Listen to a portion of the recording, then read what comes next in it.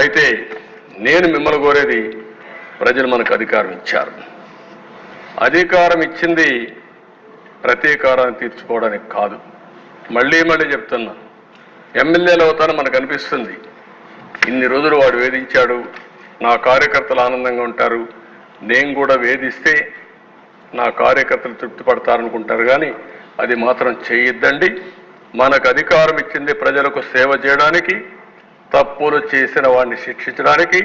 శిక్షించే బాధ్యత ప్రభుత్వాన్ని, సేవ చేసే అవకాశం బాధ్యత మీదిగా తీసుకోవాల్సిందిగా మరొక్కసారి కోరుకుంటూ, ఎక్కడా దీన్ని ఉపేక్షించం. ఒకవేళ కానీ మన వాళ్ళు తప్పు చేసినా ఏమనుకోవద్దని మొన్నైతే పవన్ కళ్యాణ్ గారు చాలా స్పష్టంగా లేఎస్ఎల్ఎస్ పార్టీ మీటింగ్లు చెప్పారు. ఇక్కడ కూడా మొన్న కూడా చెప్పారు. నేను మనస్ఫూర్తిగా అభినందిస్తున్నా.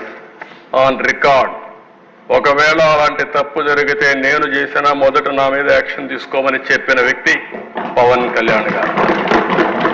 అది ఆయన యొక్క సిన్సియారిటీ. కాబట్టి మన మీద ఈరోజు అపోజిషన్ లేదు కాబట్టి మనం ఏదో మాట్లాడుకుంటే ఎవరు రేజ్ చేయలేదు అనుకుంటున్నాం. కానీ మనం చేసే ప్రతి పని 5 కోట్ల మంది అనుక్షణం నిరీక్షణ చేస్తున్నారు, వాచ్ చేస్తున్నారు. నేనేం మాట్లాడుతున్నాను, మీరేం మాట్లాడుతున్నారు, నా బాడీ లాంగ్వేజ్ ఎట్టుంది, అన్నీ కూడా ప్రజలు వాచ్ చేస్తారు, వాళ్ళే నిర్ణయిస్తారు. దయచేసి మీరు గుర్తుపెట్టుకోవాలి, మనం జవాబుదారీతనం ఈ హౌస్ 5 కోట్ల ప్రజలకి.